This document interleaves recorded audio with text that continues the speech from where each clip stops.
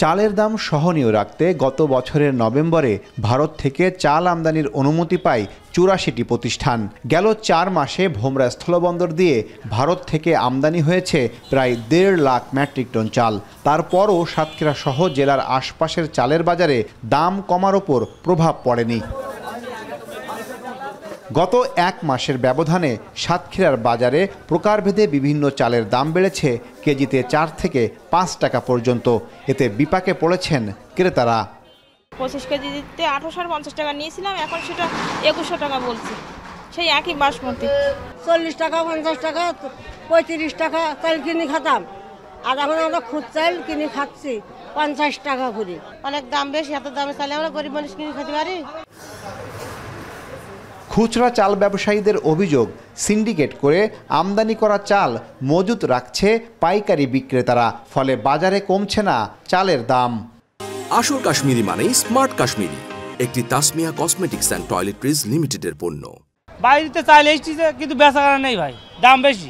ইন্ডিয়াতে যে মাল এসেছে বুঝতে পেরেছেন, সে মাল এসে কারো গুডাউন করে লোড করে রেখে দিচ্ছে, বাজারে যেসব মাল ছাড়ে কম দামে বিক্রি করা যায়। বিভিন্ন মাল মজবুত করে রেখেছে বড় বড় গোডাউনে তারা ওই অল্প অল্প করে এনেছে, ঘরে এনে অল্প অল্প করে এনে দাম বেশি যাচ্ছে।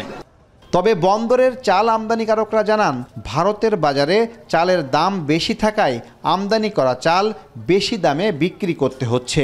এ অবস্থায় দাম কমার সম্ভাবনা দেখছেন না তারা। ডলার দিয়ে চাউল কিনতে হচ্ছে, যে কস্টিং পড়ছে, সেক্ষেত্রে ব্যবসায়ীরা লস হয়ে যাচ্ছে। দেখা যাচ্ছে ১১৮-২০ ডলারে আমরা মাল ক্রয় করতেছি, কিন্তু বিল ছাড়ার সময় ২০ থেকে ২২ টাকা ছাড়তে হচ্ছে। আগে চাউলটা ঢুকতো, ডলারের রেট যখন কম ছিল তখন প্রত্যেক দিন ৭০-৮০ গাড়ি করে চাউল ঢুকতো। সেই চাউলটা এখন ঢুকতেছে মাত্র ৩০ গাড়ি ৪০ গাড়ি। আগে প্রথম যখন চাউল ঢোকার অনুমতি হয়েছিল তখন দেখা যাচ্ছে বেশি ঢুকতো, ৭০-৮০ গাড়ি করে ঢুকতো, কিন্তু এখন এটা তুলনামূলক অনেক কম। বর্তমান চাল আমদানিতে ভোমরা স্থলবন্দরে অনেকটা কম।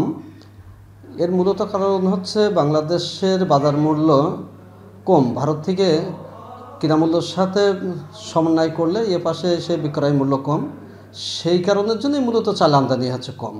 এদিকে একটি প্রজ্ঞাপনের মাধ্যমে বেসরকারিভাবে চাল আমদানির সময়সীমা আগামী ১৫ এপ্রিল পর্যন্ত বাড়ানো হয়েছে বলে জানায় ভোমরা স্থলবন্দরের কাস্টমস কর্তৃপক্ষ।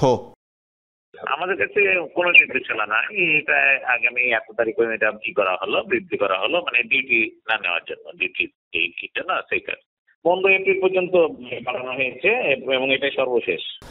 ভারত থেকে চাল আমদানির কথা ছিল ৩,৯২,০০০ মেট্রিক টন, তবে এখন পর্যন্ত আমদানি করা হয়েছে অর্ধেকেরও কম। আহসান রাজীব, এখন সাতক্ষীরা।